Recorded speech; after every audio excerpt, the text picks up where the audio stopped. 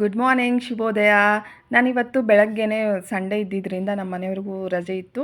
So ನಾನು ಧಾರವಾಡಲ್ಲಿ ಯಾವುದಾದ್ರೂ summer vacation coaching ಯಾವುದಾದ್ರೂ ಕ್ಲಾಸಸ್ ಇದೆನಾ ಅಂತ ನಾವು ಬೆಳಗ್ಗೆನೇ ಹೋದ್ವಿ. ನಾವು ಧಾರವಾಡ ರೀಚ್ ಆದ್ವಿ. ಅಲ್ಲಿ ಇಲ್ಲಿ ನಾವು ಸರ್ಚ್ ಮಾಡಿದ್ವಿ. ನಾವು ಮೊದಲೇ ಗೂಗಲಲ್ಲಿ ಎಲ್ಲ ನೋಡಿ ಇಟ್ಕೊಂಡಿದ್ವಿ ಯಾವುದ್ಯಾವುದು ಕೋಚಿಂಗ್ ಸೆಂಟ್ರ್ ಚೆನ್ನಾಗಿದೆ ಅಂತ ಹೇಳಿ. ಒಂದು ಟಾಪ್ 5 ಕೋಚಿಂಗ್ ಸೆಂಟ್ರ್ ನಾವು ವಿಸಿಟ್ ಮಾಡಿದ್ವಿ.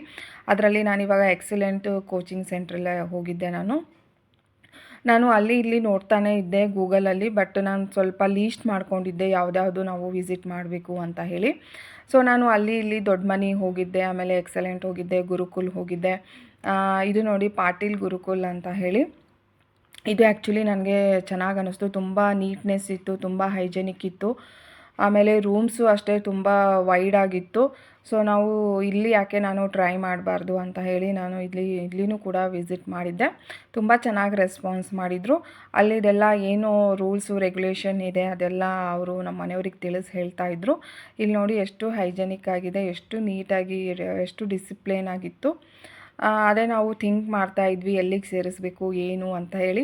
ಅಷ್ಟೊತ್ತಿಗೆ ಮಧ್ಯಾಹ್ನ ಆಗಿಬಿಟ್ಟಿತ್ತು. ಸೊ ಅಲ್ಲೇ ಇರೋ ಒಂದು ಗಾರ್ಡನ್ ರೆಸ್ಟೋರೆಂಟ್ಗೆ ಅದನ್ನು ನಾವು ಗೂಗಲಲ್ಲಿ ಸರ್ಚ್ ಮಾಡಿಕೊಂಡು ಬಂದ್ವಿ.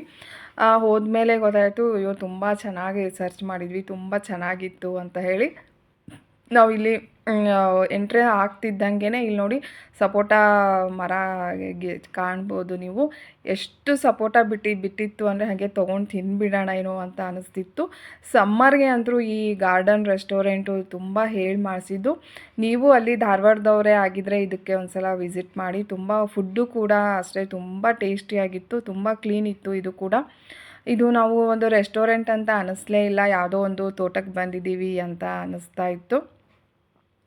ನಾವು ಅಲ್ಲಿ ರೆಸ್ಟೋರೆಂಟ್ ಏನೋ ತುಂಬ ಚೆನ್ನಾಗಿತ್ತು. ಆಮೇಲೆ ಅಲ್ಲೇ ಊಟಕ್ಕೆ ಕೂತ್ಕೊಂಡು ನಾವು ಯಾವುದು ಕೋಚಿಂಗ್ ಸೆಂಟ್ರು ಸೇರಿಸ್ಬೇಕು ಅಂತ ಕೂಡ ನಾವು ಇಲ್ಲಿ ಕೂತ್ಕೊಂಡೆಲ್ಲ ನಾವು ಡಿಸೈಡ್ ಮಾಡ್ತಾ ಇದ್ವಿ.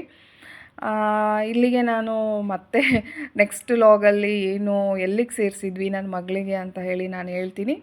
ಅಲ್ಲಿವರೆಗೂ ಬಾಯ್ ಬಾಯ್.